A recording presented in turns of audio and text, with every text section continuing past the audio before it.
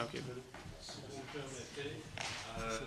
J'ai eu l'occasion d'en parler aux collègues. Oui. Je regardais le projet de loi et j'essayais de trouver le bon moment pour aborder la question. C'est pas toujours simple. Chose certaine, on comprend avec l'étude du projet de loi qu'il y a beaucoup de lois et règlements et à travers ça, on comprend l'importance des cours de conduite. Et lors des consultations, on a eu l'occasion de recevoir différents groupes qui ont relaté la réalité des écoles de conduite, du moratoire notamment, qui était imposé depuis 8 ans ou essentiellement 8 ans sur l'indexation des prix. Et on avait eu l'occasion d'en discuter sans trancher la question. Pour ma part, peut-être vous mentionnez qu'on a pu procéder à certaines vérifications de notre côté, autant auprès de groupes d'étudiants, bien évidemment, mais aussi des écoles de conduite qui ont pu nous partager la réalité qu'ils vivent. Une réalité qui est surtout très différente d'une région à l'autre du Québec. Le territoire est vaste, donc dans certains cas, la concurrence elle est plus forte. Dans d'autres cas, la concurrence est moins présente compte tenu de l'étendue. Mais dans tous les cas, ce qui semble poser problème, c'est justement ce plafond-là qui a été imposé.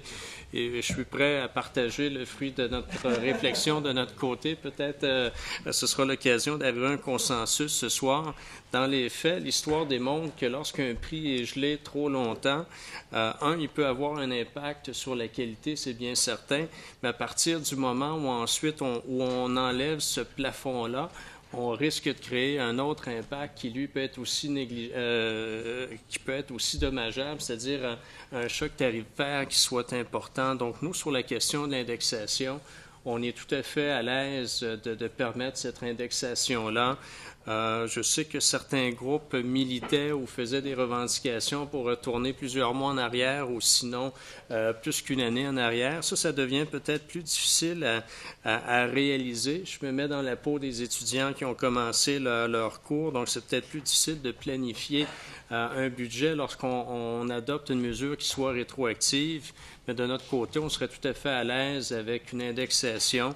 Resterait à déterminer le moment. Est-ce qu'on profiterait du début de la prochaine année financière du gouvernement, soit le 1er avril, quoique pour les écoles de conduite, l'année financière n'est pas forcément la même, mais tout simplement pour ouvrir un petit peu la discussion. Et pour notre part, on serait à l'aise là, de permettre cette indexation-là pour permettre justement une qualité qui soit renouvelée et permettre aux écoles qui éprouvent certaines difficultés financières actuellement de mieux anticiper la hausse de leurs coûts. Parce qu'il ne faut pas se le cacher, les écoles composent avec des hausses de coûts de leur côté. Bref, je me devais une réponse au ministre et la voici. 20h06. Je n'aurai pas à référer à ma plus vieille, cette conversation-là, mais ce sera sur les galets malgré tout. Est-ce que vous proposez, M. le député de Deux-Montagnes, que ça se retrouve dans le projet de loi ou c'est simplement un avis que vous faites donner au ministre? En fait, on s'était engagé à poursuivre la discussion et bien honnêtement, à travers le projet de loi lui-même, c'est difficile d'y... Bon, on peut toujours proposer un amendement, mais plus on étire la sauce, plus on se questionne après pourquoi avoir choisi ce moment précis-là dans le projet de loi.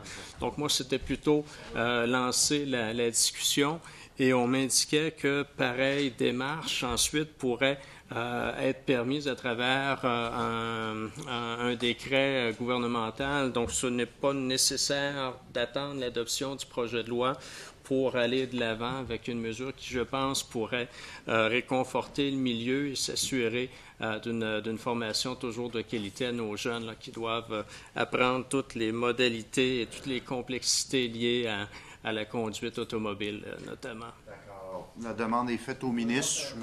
J'apprécie l'intervention, si vous me permettez, M. le Président, oui. J'apprécie l'intervention du député de Deux-Montagnes parce que c'est un échange, effectivement, qu'on a eu, entre autres, lors des consultations qui ont eu lieu en marge de l'étude du projet de loi.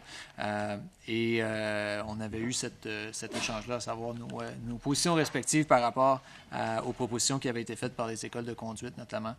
J'apprécie que le député et sa formation politique ont pris le temps de bien faire leur devoir, de bien analyser la situation au cours des dernières semaines. on a profité un peu de la même période depuis qu'on a entendu les revendications des groupes concernés pour faire la même réflexion. Et moi-même, je vous avoue que ma position ressemble beaucoup à celle du député de Deux-Montagnes. Vient un moment où l'indexation devient nécessaire, ne serait-ce que pour le bon fonctionnement, disons, des écoles de conduite. En même temps, il faut éviter la question du choc tarifaire, que peut-être son deuxième enfant sera plus intéressé à cette question-là que sa première, qui a déjà passé ses cours de conduite. Mais notre position ressemble effectivement beaucoup à celle de la Coalition Avenir Québec. J'aimerais encore prendre le temps simplement pour valider notre position avec les groupes qui ont fait les représentations ici en commission parlementaire avant d'amorcer une démarche à l'intérieur de l'appareil gouvernemental qui peut s'apparenter à celle que le député a mentionnée. Mais il me reste quelques petites validations à faire auprès des groupes concernés, mais voyez-vous, quand on prend le temps de bien étudier la chose, souvent on va arriver d'un commun accord sur une question comme celle-là. Monsieur le député de Deux-Montagnes. Et sans avoir une date précise, l'échéancier dans pareilles circonstances pourrait ressembler à quoi? Est-ce que le 1er avril semble trop tôt? Est-ce qu'on peut parler des semaines subséquentes? Honnêtement, je pense que ça va peut-être juste dépendre de la discussion qu'on aura avec les groupes concernés, mais je ne vois pas d'embûche majeure à ce niveau-ci pour être capable d'amorcer pareille démarche rapidement. C'est gentil, merci. Merci, M. le député de Deux-Montagnes. M. le député de Berthier.